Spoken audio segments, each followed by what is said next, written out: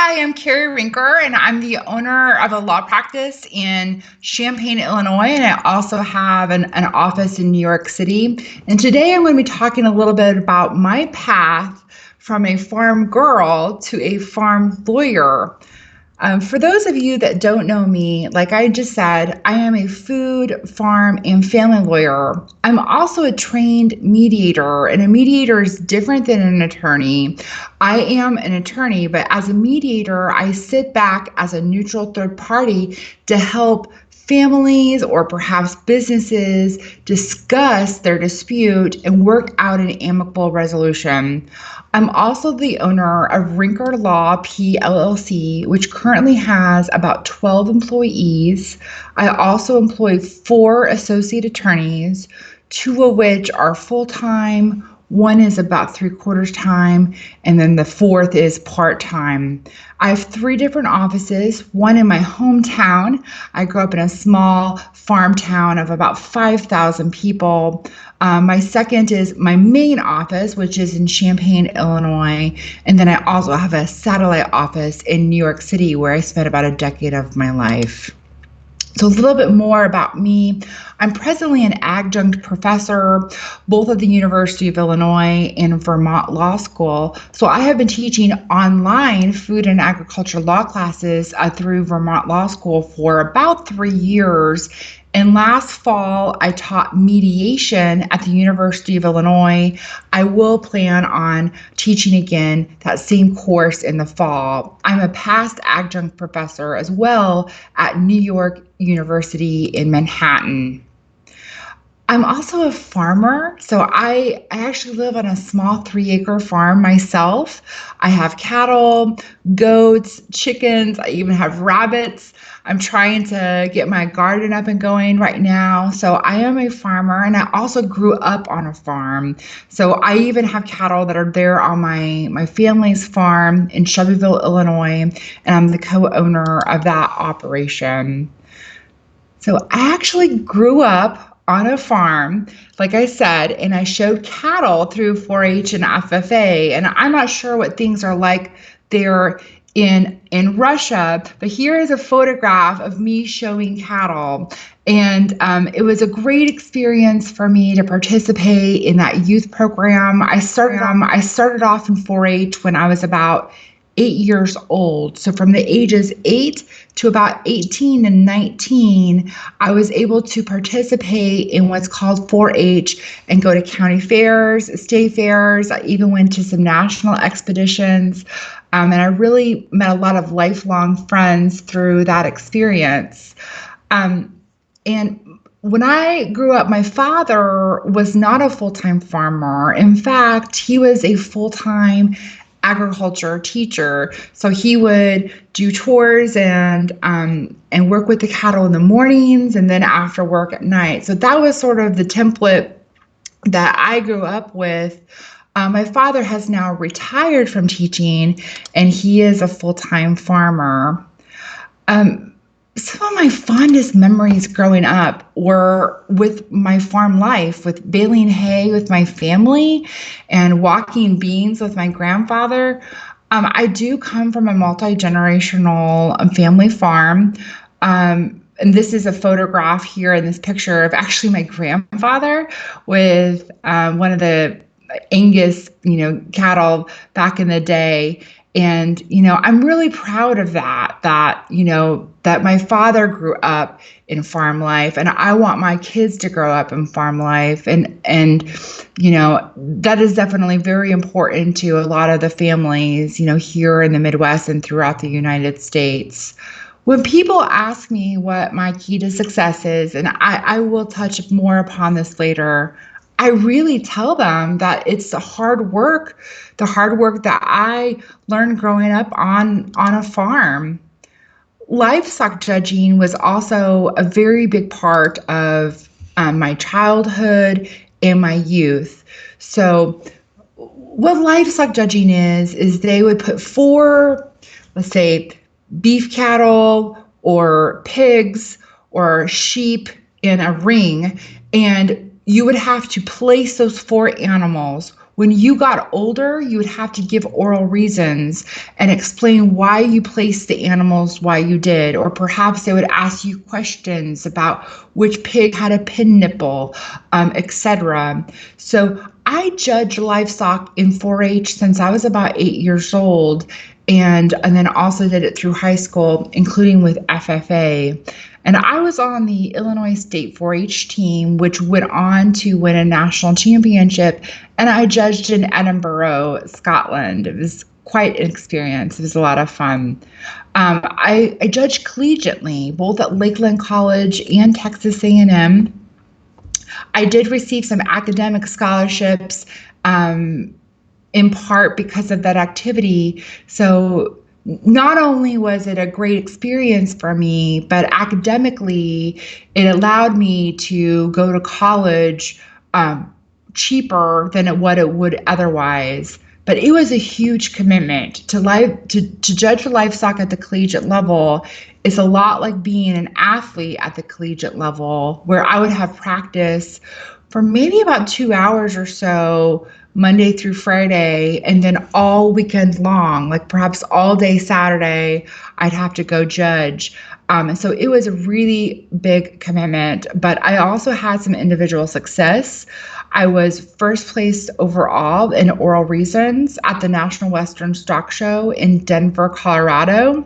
And I won first overall individual at the Houston Livestock Show in Rodeo.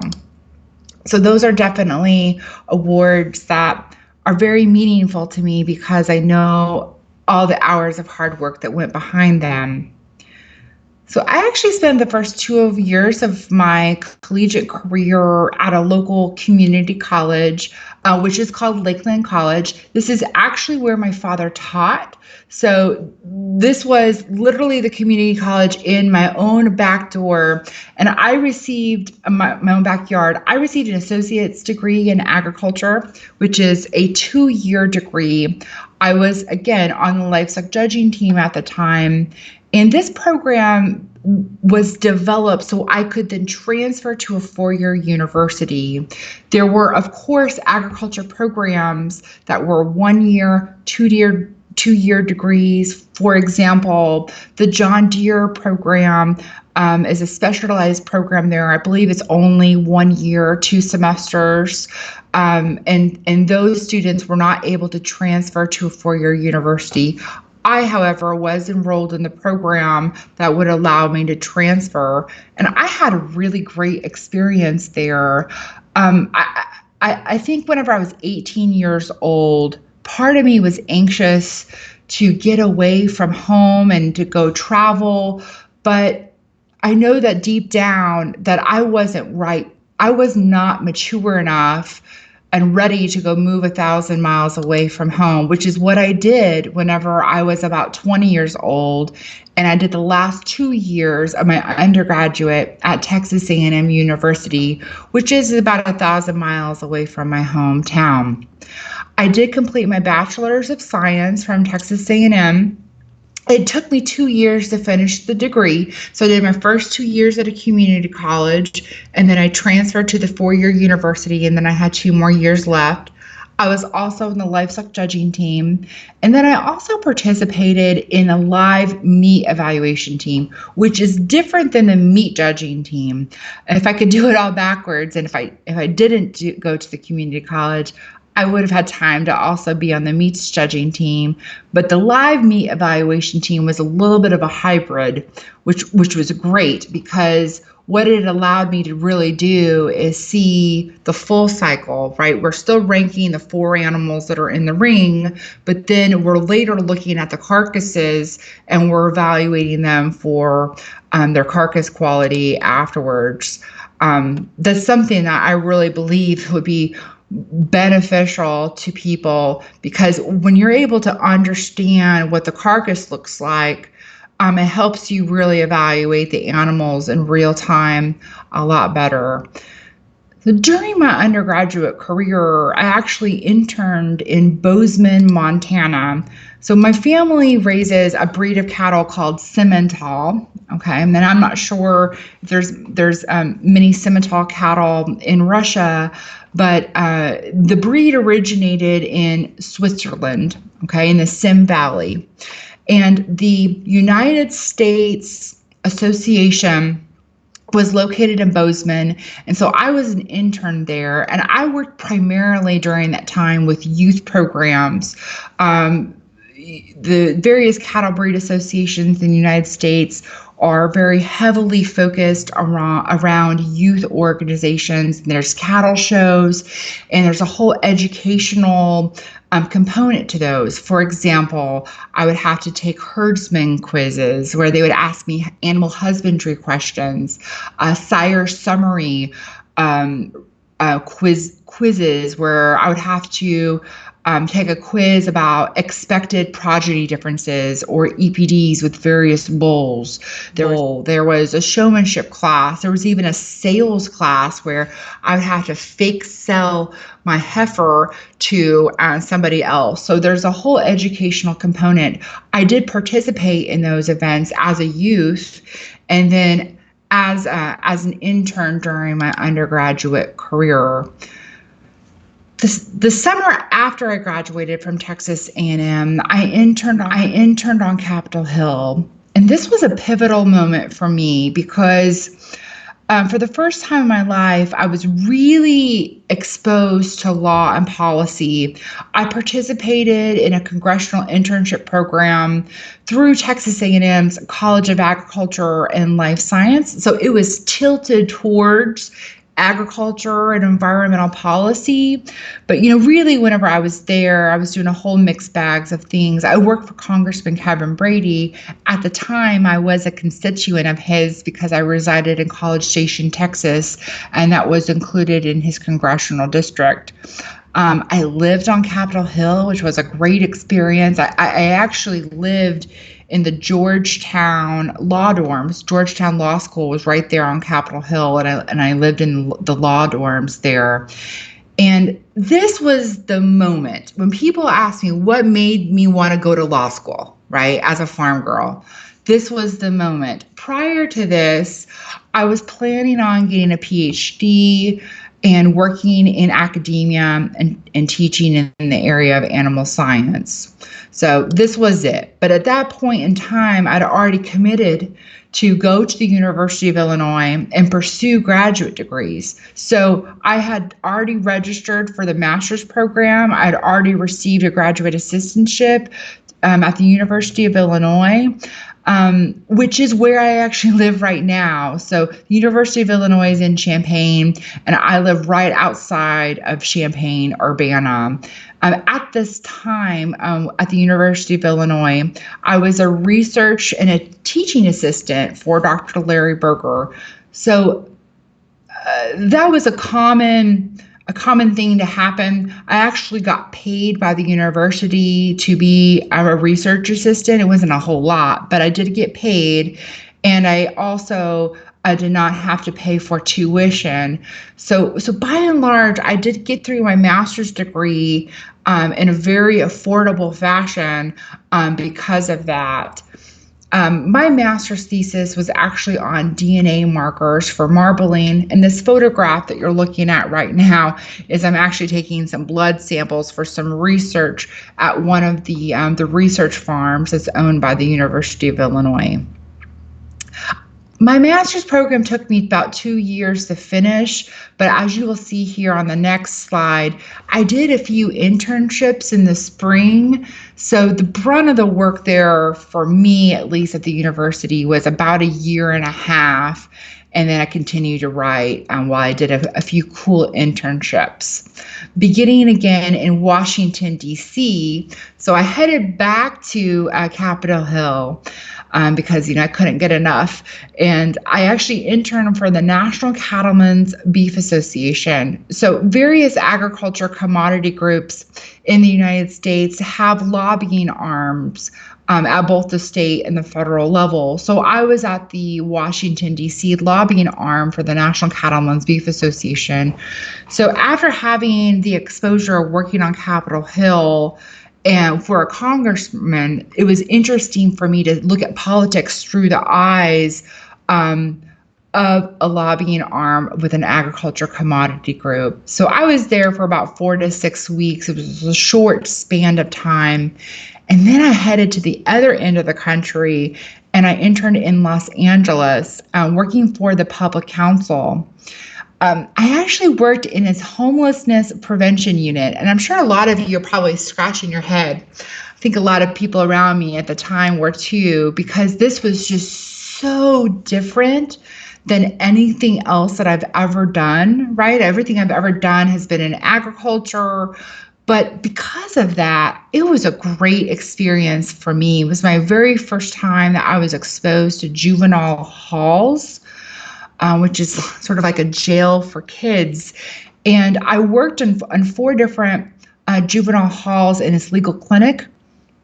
It was the first time doing legal work that was completely unrelated to agriculture. I really enjoyed working with the youth there. I lived in Santa Monica, and then I commuted to Koreatown, which is where the public council was at the time. And it was a really unique experience. I actually do a lot of family law right now, and I feel like this experience kind of tied in a lot of those interests there. And so that was those were basically my internships prior to me going to law school. But I'm going to be honest, that time period for me was anything but clear. It was a very scary decision for me to go to law school. I didn't know where to go to law school. And the path just did not seem clearly paved to me. But I decided to go ahead and pursue it. I enrolled my first year at a Christian law school in Virginia Beach called Regent University. And that was also a really interesting experience for me. And not to get into religion whatsoever, but for me to learn some of the religious fundamentals that are intertwined in the United States legal system was quite eye-opening for me. That summer, after my first year of law school, I went to Philadelphia. As you guys can see with my life path, I did a lot of jumping around, and I'm about ready to jump across the ocean on my next slide. But I interned at the district attorney's office in Philadelphia. And this was really my first time exposed to criminal law. For me to go to Los Angeles and work in the homelessness prevention clinic was one thing, but now I was being exposed to criminals on the other side of the country. This was also my first time being exposed to the courtroom. I never had really gone to the courthouse prior to this experience. I lived on the University of Pennsylvania's campus. And I split my summer. So I only spent about 6 weeks in Philly. And then I actually spent the last half of the summer in Rome, Italy. So I worked at the Food and Agriculture Organization of the United Nations that's headquartered in Rome. FAO is there in Rome. And I was in its Animal Resource Division. And essentially during that time, I conducted research and helped author a chapter of a book on the conservation of genetic resources. I went on to actually stay and work as a consultant for FAO for the next year. So during my second year of law school, I was a paid consultant for FAO. And this was my first time. This was not my first time traveling abroad, but this was my first time living abroad, which is a great experience no matter where you're going and what you're doing. Just that alone, having to live in a foreign country, for me, at this time I was about 25 years old, was quite eye-opening. So while I was there in Rome, I got an email in about late July, about 3 weeks prior to whenever the fall semester was about ready to start, that I had gotten accepted into a law school that was in and around New York City that I had applied for. I applied to Pace University, which is an excellent environmental law school and is located right north of New York City. So for those of you that are familiar, it is actually in Westchester County. So I completed certificates there in both environmental law and also international law. And this is the first time in my life living in New York City. And for me, that was a dream come true. A lot of people ask me why I felt so pulled to live in New York City. I'm a farm girl. I grew up in the middle of nowhere. And I think for me, my heart felt pulled to have very different life experiences. As you can see now, eventually I was pulled to come back to the rural life. But this was a great time for me to really be exposed to ethnic diversity, different cultural experiences. And so that was a whole other level of education above and beyond what I did for law school. And I've seen that there's some questions are going to come in. I am going to get to them in just a second. During law school, I actually worked with the United Nations again. If you guys can remember, I was working as a consultant for FAO during basically my second year of law school. But Pace University had a program with Yale where I was able to be a consultant for the mission of the Marshall Islands. So for those of you that don't know where the Marshall Island, I had to Google it whenever I first started working for them, but it's one of the Pacific Island countries. So it's about 30 different islands.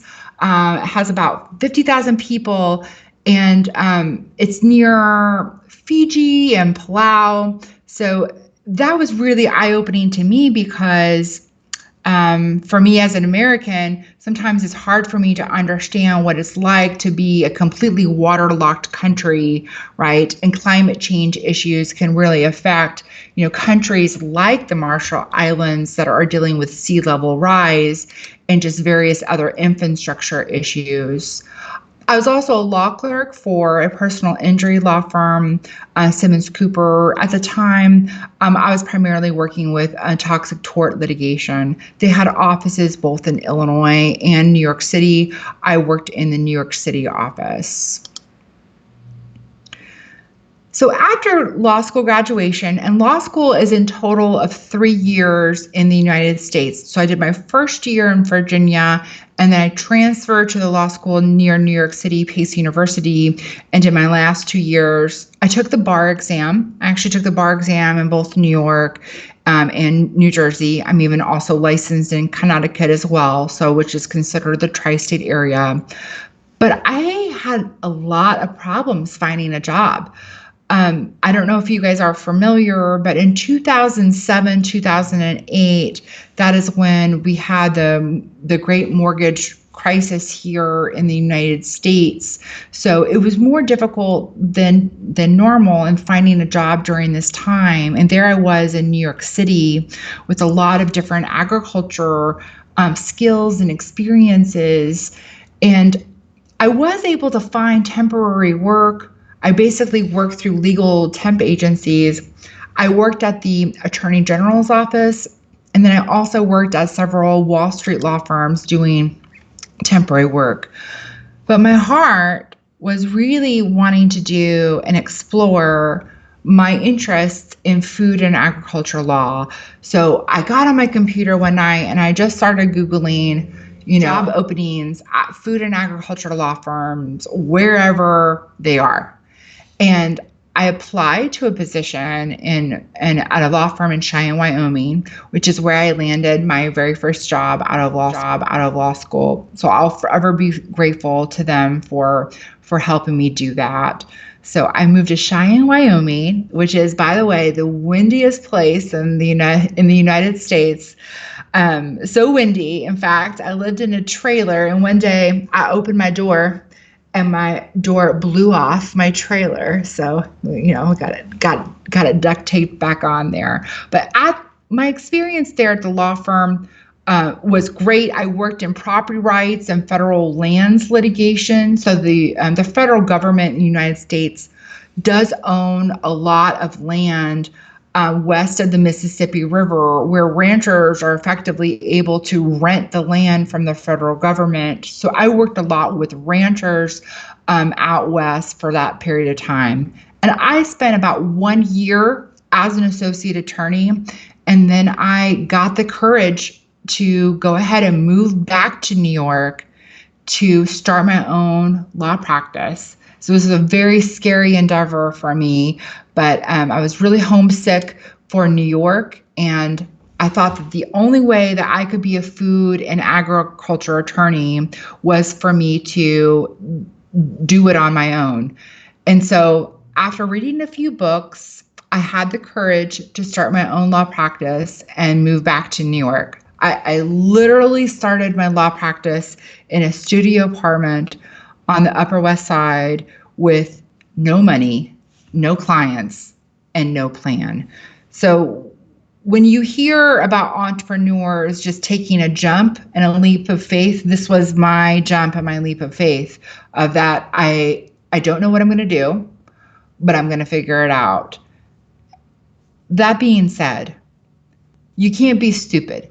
And I talk to kids a lot about starting their own business.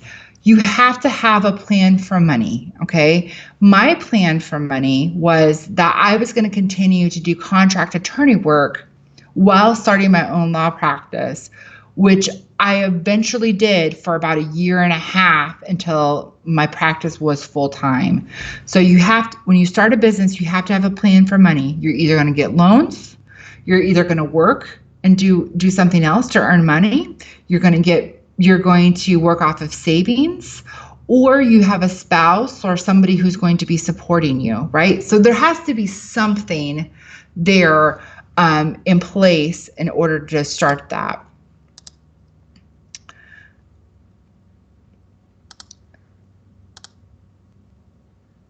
So how did I get traction at the very beginning of my law practice? And this is actually a picture of my studio apartment here. This is my little desk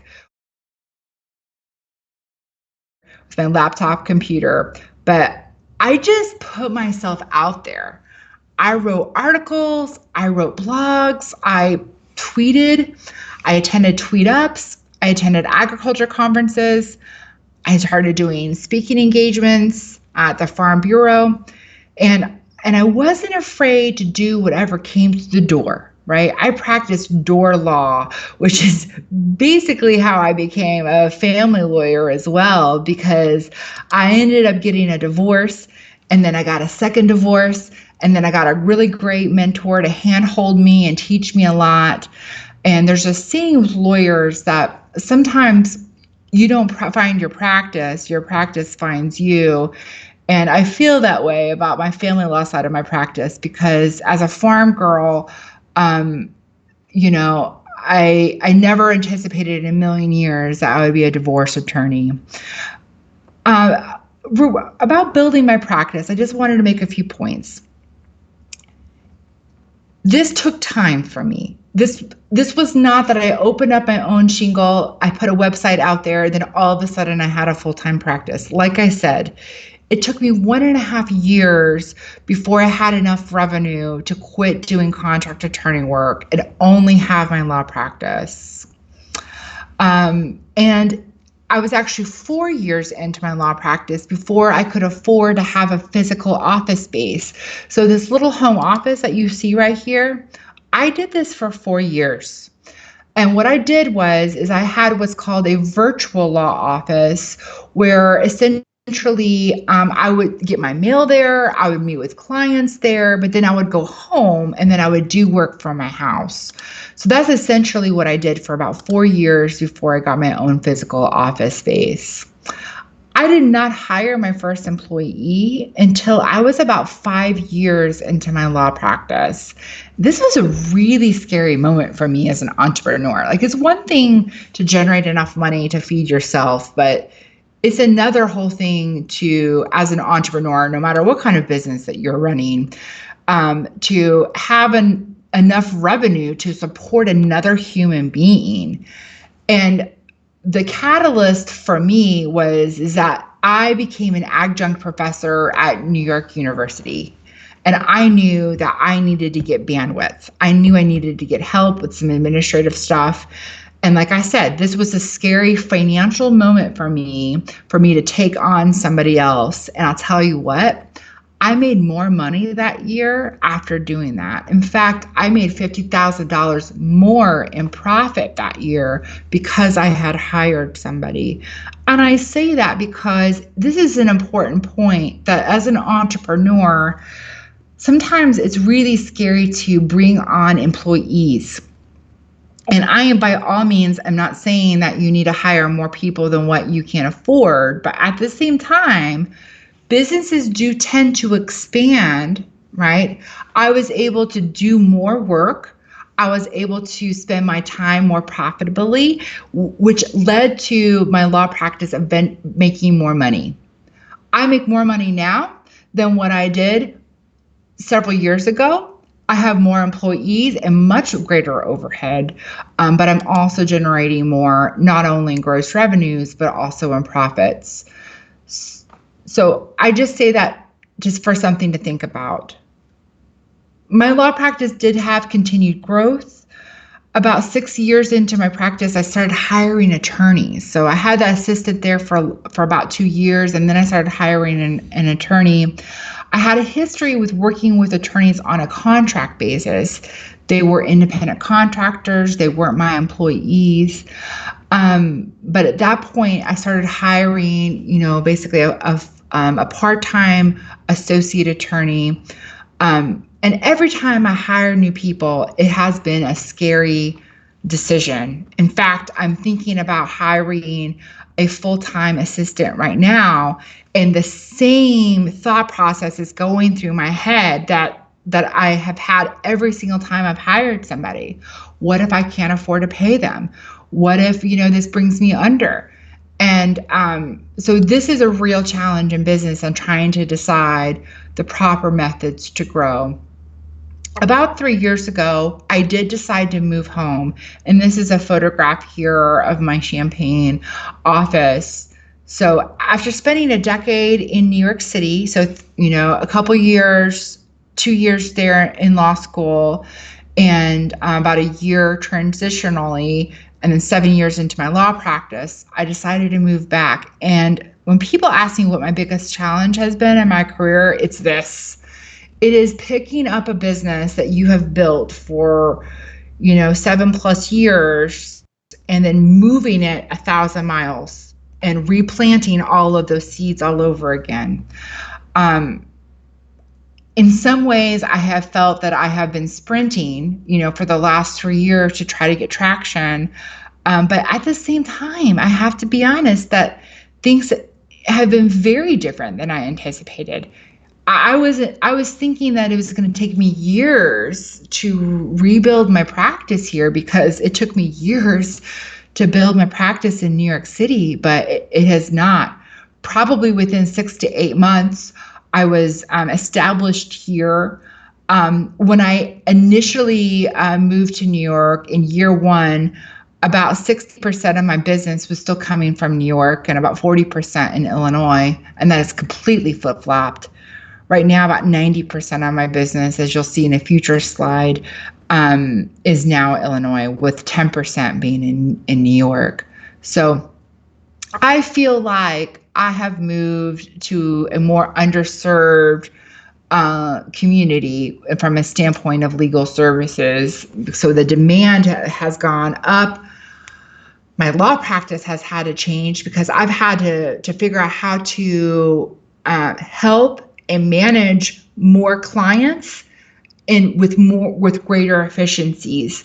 And one of the things that I'm really big on is the use of technology. So I most certainly leverage technology in helping make that happen. Additionally, one of the other big challenges for me after moving back home is that I've had to manage a team of people. Like I said, I have 12 people that work for me right now. And I know in this photograph, it's a picture of 6, and not everybody works physically in my office every single day. So I do have remote people that work for me. I have an attorney who works in Texas. I have an attorney who works who's in New York, who's physically now in Florida because of the pandemic. I have other remote employees, but I've had to, for the first time, learn how to manage all of these people going in the right direction. And that has really had its challenges for me. What I started doing about 2 years ago is have a Monday morning huddle. I call it doc review. Other business owners can call it different things. I have found that this can certainly be helpful. To be honest with you, though, there are weeks like this week where I've had to cancel that meeting, and I'm hopeful that everybody's going to stay on track. When possible, I'm having these team meetings virtually, even during the pandemic. We've been doing them over Zoom or GoToMeeting. So that's one of my techniques in trying to keep everybody going in the same direction. My law practice now is about 11 years old. I've been practicing law for 11 years. About 75% of my practice is family law, and 25% is food and agriculture law. There is some crossover there. I'm doing a lot of farm business divorces now. And like I said, about 90% of my business now is coming from Illinois and 10% in New York. Some people ask me if I'm going to ever just give up the New York side of my practice. And right now the answer is no. It was my home for such a long period of time. But the work that I do in New York now is much different than what I did historically. I don't go to court anymore for New York clients. I do uncontested divorces where I'm able to draft everything on paper and submit it to the court. I also do prenuptial agreements. And to be honest with you, all of this technology has really taught me that all we really need in life is a computer screen, a phone, and the internet. And I feel like I'm able to service people in New York the same way that I'm able to service people here in Champaign, Illinois, as long as they understand that it will be challenging to meet with me in person. So you would be surprised how many people are okay with that. I have a podcast now with Purdue University. So that's been one of the most recent changes in my life. In terms of current marketing, social media continues to be a big part of marketing for me. I have authored 2 books, and I'm almost done with my 3rd book. My 3rd book is on family law issues as it relates to agriculture. I did do my 1st book on agricultural law issues and my 2nd book on family law. So the 3rd is going to be a little bit of a hybrid of both of those. I'm starting to get more into videos now. I have a YouTube channel. So I'm posting content there. I do have paid attorney profiles that are online. I'm very proud of my search engine optimization. I think I have good SEO.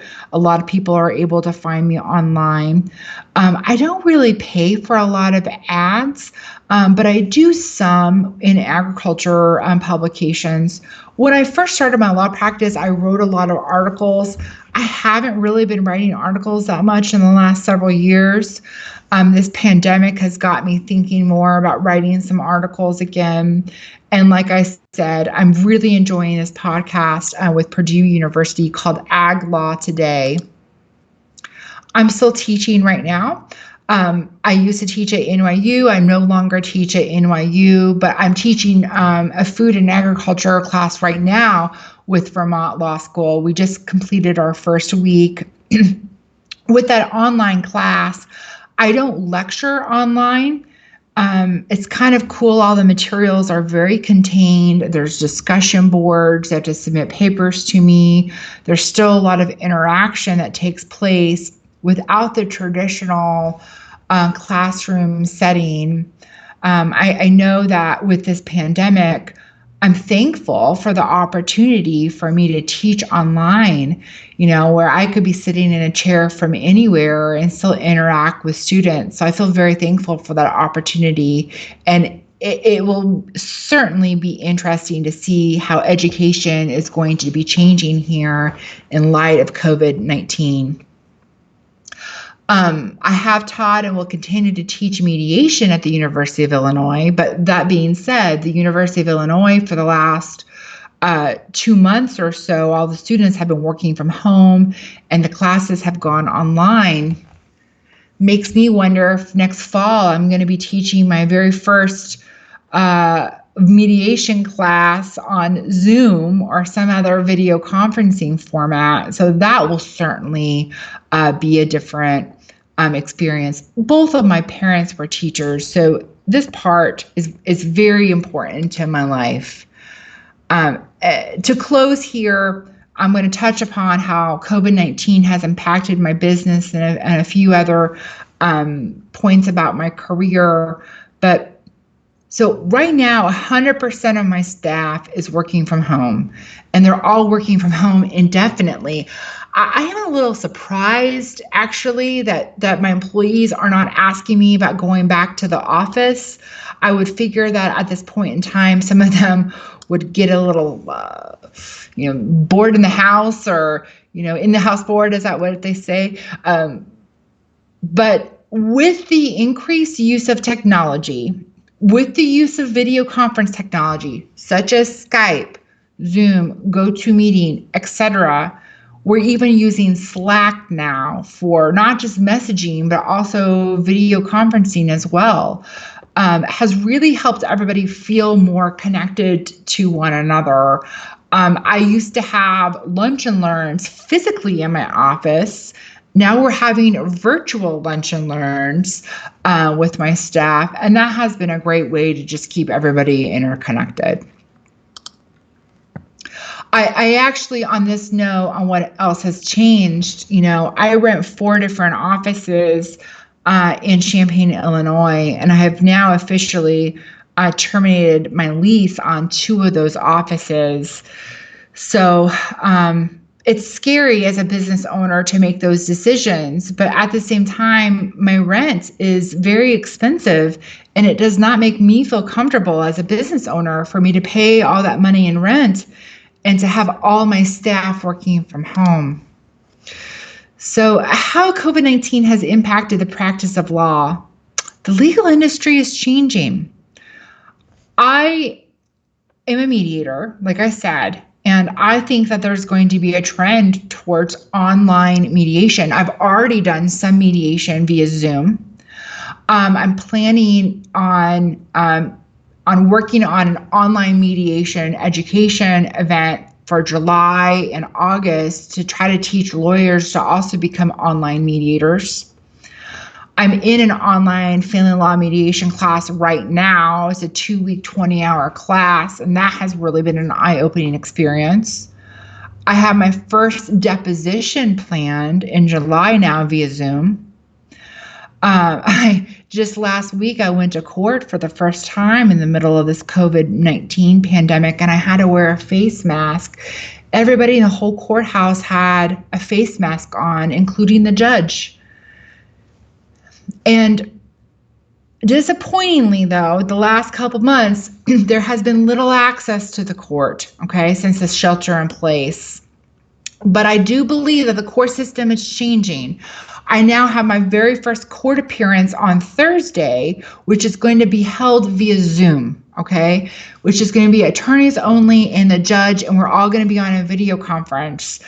So that's certainly going to be the first. I think a challenge is going to be on whether or not that there could be evidentiary hearings over Zoom. So why me? Why am I more successful than other people?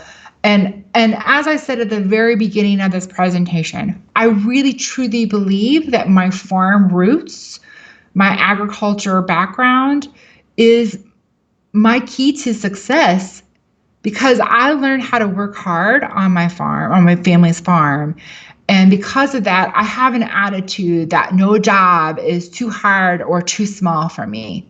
That, I've built my law practice from the ground up, like any other entrepreneur starting whatever business that they have created. I've literally have done every task that my employees have done. So I feel their pain. I've answered the phones. I'm not afraid to roll up my sleeves and work hard. So that's number one. Number two, I'm not afraid to fail forward and learn from mistakes. This is another key to my success, because in life, you're going to fail. You're going to make mistakes. And then what matters is how you deal with that afterwards. What can you learn from that? Anytime that I have an upset client, I ask myself, what can I learn from this experience? What can I do to make my client experiences better from this point forward? And then third, I like to think outside the box and pave my own path. A lot of people thought I was crazy to want to move to New York to practice food and agriculture law. But the truth is, as you guys can see right now, that a lot of things can be done with the use of technology, that it doesn't really matter where you are. And I think that that's important, no matter what kind of business that you have, is to just not be afraid to think creatively, and to paint your own path. I think oftentimes in life, we look at successful people and we think, well, I'm going to just do what they did, right? But what works for them might not work for you. So you need to be careful about making sure that you're creating your own unique path. So I've had challenges as a woman in agriculture. As a woman, I feel that I am a minority in leadership, both in the agriculture industry and also the legal industry. And I'm not going to hide that fact, okay? There have been times when I feel, or that I am the only woman in the courtroom. I'm the only woman in judges' chambers. I've been the only woman on a livestock judging team or in an agriculture class, or even on a panel discussing agriculture law issues. I mean, time and time again, I have been the only female in the room. And I mean, I have had men talk down to me, not only as a young lawyer, but also as a female. So I have had those experiences. And, when that happens, I just, keep my chin up and just keep going. I know that sometimes all eyes are on me because I'm one of the few women in that space, but I welcome that challenge. Sometimes in business, different is good.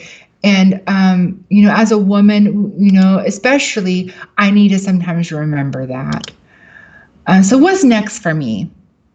I need to continue to pivot as a business owner during the COVID-19 pandemic and to adjust my business to be more nimble with the use of technology, okay? Because here's the deal, is that my whole office could go back and everybody could be working like normal, quote, normal again.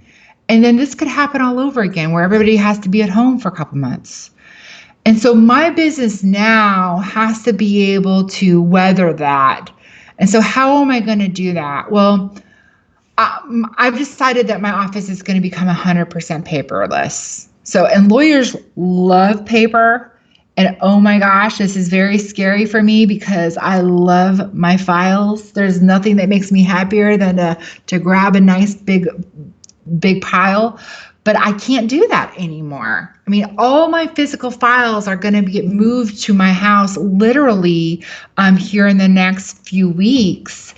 And anything that's not scanned is getting scanned. I've got handwritten notes that I've taken for years that were never scanned, and we're in the process of doing that right now. What's nice about the thought that we're all working remotely is now when I'm thinking about my personnel that are working for me, I don't really have geographic restrictions, right? Because what's the difference between an employee that's working 5 miles away from me out of his or her house and working remotely versus somebody who is perhaps in a different part of the country or even a different part of the world who's working for me. So I think now, for the first time, I'm able to see my law practice in a way that I don't have geographic restrictions in the people that I hire and work for me. So I need to be thinking about how to best leverage that as a legal entrepreneur. Also, what's next for me is on a personal level, I really want to grow my farm business. I really want to try to develop a farm where I'm able to sell meat product to people. I want to figure out a way to get my goat meat and beef to consumers here around this locality. I do sell eggs.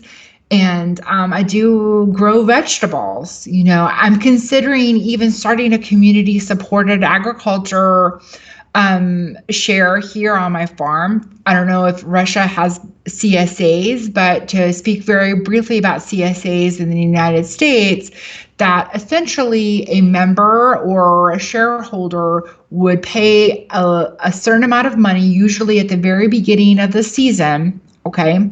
And then they would be entitled to a certain portion of the share of the crop, okay? And there would be perhaps weekly pickups with the vegetables. My small farm of 3 acres is not going to support a lot of CSA shares, but perhaps I can get some people that would want to have some CSA shares with both meat, eggs, and perhaps also vegetables and berries. Here's my contact information now that's on the screen. I can see that there are some questions that are coming into the chat. I'm going to field them, but please connect with me. Don't be afraid to connect with me. Ask me questions after this presentation. I'm on Facebook. I have provided the usernames for both my law firm and also my personal page. The same thing with Instagram, Twitter. I'm even on Snapchat. I have a YouTube channel, so please connect with me. And I'm going to go ahead and look at the questions now. Question 1 is from Andrew.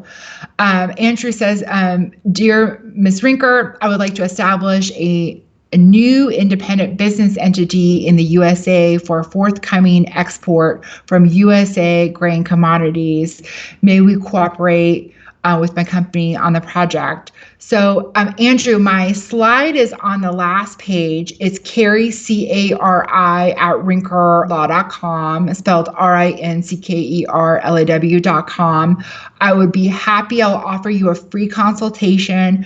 We can do the consultation via Skype or Zoom, and we can discuss things.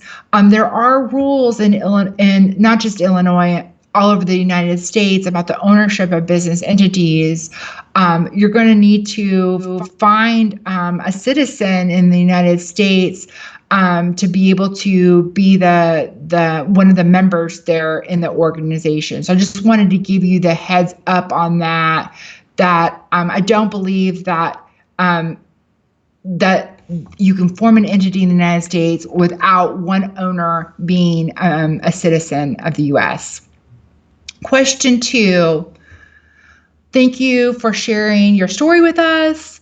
What has guided you each time you took a new step in your professional life? Do you consider yourself an adventurous person? Okay, so good question. I have to be honest with you. I follow my gut a lot and call it women's intuition, but I do think that sometimes, especially women, can get that sense a little bit more. But I feel, and I don't want to talk about religion, but if you believe in a deity, okay, that's guiding you in your life, okay, then you have to believe that deity is going to either make something feel right or not feel right. right? Are doors opening in your life or are they shutting in your life? Does the thought of a decision, bring you joy? Does it feel good in your gut? And by and large, I have used that as my guidepost. And I'm sure that a lot of people would disagree with that, somebody should look at the statistics and, run the numbers and all of those things. But every time as an entrepreneur that I have made scary decisions, right? Hiring my first employee, moving across the country and starting my law practice in New York City, moving back to Illinois, right? Hiring associate attorneys, etc., moving to Rome. Did it feel right? So I think sometimes as a business owner, you have to get in tune with that part of yourself and to get quiet. Something that I've been trying to do is even meditate and journal in the morning. And I think getting that quiet energy in your life can make a big difference as a business owner. Question 3 is from Elena. Thank you for your presentation. What advice can you give an international student who is considering pursuing a JD in the United States, thinking of specializing in public interest law? Well, there are tons of great universities and law schools. And in fact, law schools in the United States welcome diversity, okay? And that's one thing also that as a farm kid, that when I tell other people that are wanting to go to law school that, law schools welcomed me because I came from such a diverse background. And so, Elena, I think that that's great that you want to go to law school in the United States. I would look for sure at law schools that are certified by the American Bar Association. And you can certainly contact me separately and be happy to provide you any guidance. I'm not sure what area of the law that you're wanting to study, or I guess you said to hear public interest law. But I just wanted to say that there are going to be some law schools that might have very specific public interest programs, and you can certainly take that into consideration.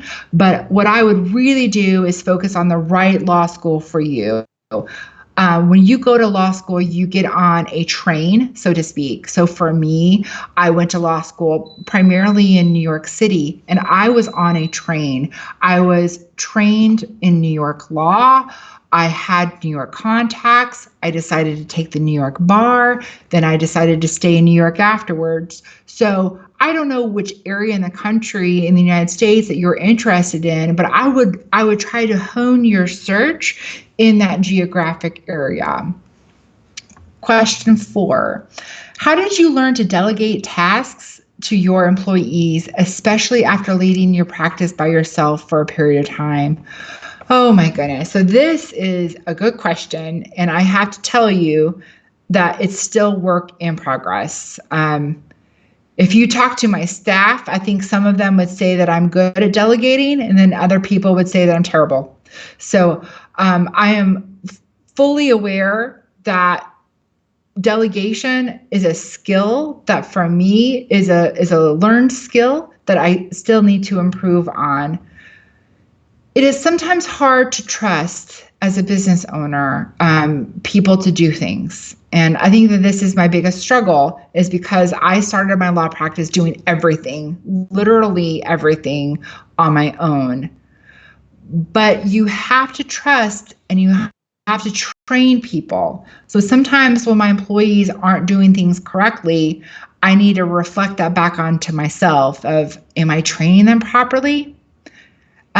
Do I have enough bandwidth? Something that I've thought about here recently is I downloaded this program called Loom, Loom, Loom.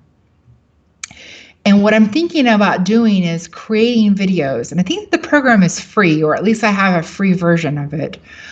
I'm trying to think about ways I can communicate with my staff, and some things I'd like to try to do is anytime they do something wrong or right is to create a tutorial video that I can archive and that I can send to them. So that's something that I'm considering doing right now. Another thing that I do right now in terms of delegation of tasks is that I have a computer program called Cosmolex, but there's so many different competitors. And this is the program that I have chosen for delegation of tasks and to try to keep straight on who's doing what. But things fall through the cracks, which is why I have those weekly meetings with my staff. Next question. What are the top 5 skills that helped you grow your business? And was it difficult to grow your business in competitive New York City? So yes, of course it is, right? So especially, as an attorney, and I think that this is why I've been so overwhelmed since moving from New York, is that for 7 years, I had to figure out a way to cut through the muck for people to find me when there was a lawyer on every block. And so because of that, I had to, out of necessity, learn skills like marketing, right? I had to learn about social media and attorney profiles and search engine optimization and networking. Okay. I literally grew my business one relationship at a time. And so for me now to have moved 1,000 miles away from that to home with attorneys that don't have those high level skills, I think in part that's the reason why my business has exploded. So the first part of your question, what are the top 5 skills that have helped me grow my business? Number 1, I've already said it, it's working hard, right? And I've said this publicly, and I'll say this again, that I am not the smartest person in the room. There are attorneys that know more than me. There are attorneys that are better than me, but I know how to work hard, period. And I feel that that is something that's controllable in life, right? I can't control, intellect. I cannot control the wealth that, my family has or doesn't have. I can't control a lot of things in life. I can control how hard I work. Number 2, courage. I am courageous, okay? And I think that in business and in life, you have to have courage and you have to be okay with the fact that you might fail. And as a business owner, you probably will, right? At some point in your career, you will probably fail or you will take a misstep, and you have to be okay with that. So number 2 is courage. Number 3, I believe very strongly in relationships. Social capital is real capital in life and in business. I feel very strongly about the seeds I have planted with the people that I have known. And, going back to the farmer analogy, right? To cultivate those relationships over time, because, there's going to be a time in my life when I'm going to need a mentor. I'm going to need a question answered. And for me to figure out a way that I can help other people when I can. So when I need the help, whether or not it's from them or somebody else, that they will give it to me. So number 3, I think social capital. Number 4, I have to think about this. I think that my communication skills are probably my 4th biggest asset to help me grow the business, because I've have to, as a business owner, I have to sell my legal services. And talking about money is an uncomfortable topic for me, as not only as a woman, but also as an entrepreneur. I have to be okay with that. I have to be able to speak publicly, right? I have to be able to speak online and write papers and tweets and blogs, and to be able to communicate my thoughts in the courtroom. So most certainly communication. And then 5th and finally, I think responsibility.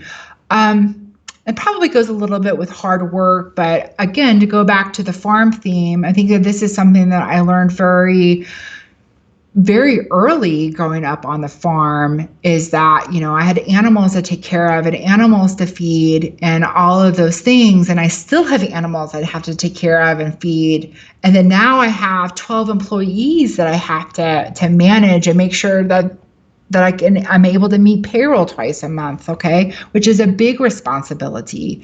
But I think taking on that responsibility, understanding that responsibility, and not being afraid of it is probably the fifth skill. The next question is that you live somewhere in the summer where it's about 35 degrees Celsius, and during the winter it can be negative 35. Ooh, it's cold. Which breeds of cattle will survive here, or must we try to create a new breed through a GMO? Oh, wow. All right. Well, those are two very interesting extremes. And as a cattle girl myself, I'm interested to help solve this issue with you. I don't know necessarily if there needs to be a new breed. I'm just wondering through genetic selection if there's, or even importing semen. I know that breeds such as Angus can be quite hardy during the cold months, and I'm also wondering if there's a Bos Indicus hybrid there, that could perhaps be heat tolerant as well, such as like a Brangus hybrid that might do the trick. I'd be interested for sure in having some conversations outside of this presentation to see if maybe we could work together with some of the United States hybrid breed associations there. But I think you're going to probably have to have a crossbred breed in order to manage both of the highs and the lows from a weather standpoint. Next question. How do you manage having so many interesting projects together going on at the same time? Law practice, teaching, podcast, writing, and others. Are you very good at time management? So if you talk to my legal secretary, she can tell you that on some days I feel like pulling my hair out. But by and large, yes, I am an organized person. A few of my tips, and this is just what works for me, okay? I wake up early. I like to wake up early. It was 4 o'clock in the morning here in Illinois, but to be honest with you, that's normally when I wake up. So this is not that much different than my typical day. And I love doing that because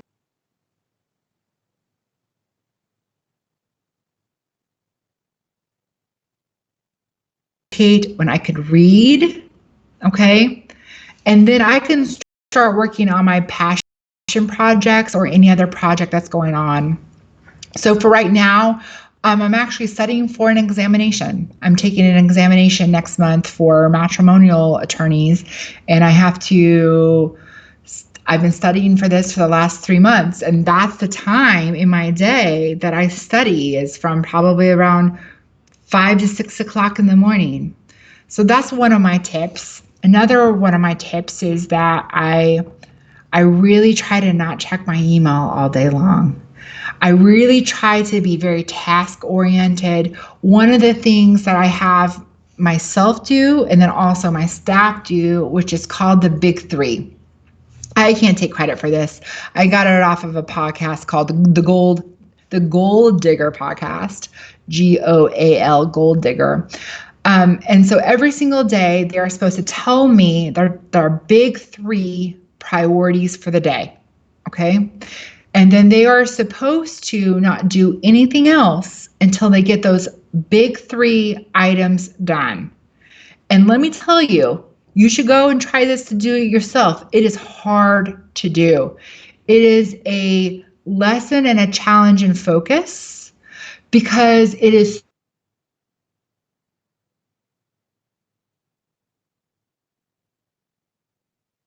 if you have your big three priorities for the day and you do that before you do anything else, I think that is another way to make sure that you are able to stay productive.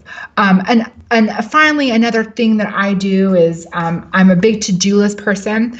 I've been using steno pads, very old school, since I was a livestock judger, but I also use online tools. Most recently, I'm starting to experiment with Evernote. And Evernote is not new at all, but it's new to me because I'm just now learning how to use that. Next question. Where do I see myself in 5 to 10 years? And do you think having a 5, 10, 20-year plan is important, and why? Yeah, I do, actually. And I've been struggling with this, having vision in my life. But I think that you always have to begin with the end in sight, okay? Because that is how you get your life path, or at least that's where you want your life to go. For example, even just now in the middle of this pandemic, I've been thinking to myself, what am I going to wish I did 6 months from now? Okay, so 6 months from now, I'm going to wish that I went on this diet and quit drinking, probably. Okay, I'm going to wish I didn't throw a bunch of money in rent away, right? I'm going to wish, X, Y, Z. And those are the changes I've decided to make now. I've been doing this diet called Whole30, and then I've decided to give up alcohol for a little while, for 66 days, in fact. And I'm about halfway through that. And I've terminated my leases. So you have to think, I don't know how far in advance you want to think, but you need to think in advance. I do hope in my 5, 10-year plan to become a public official. I would really like to be an elected representative. I would like to create change in my community through law and policy. And so that's where I see the next 5 to 10 years of my life going. Question 9. You've had many internships. Yes, I have. Were they hard to get?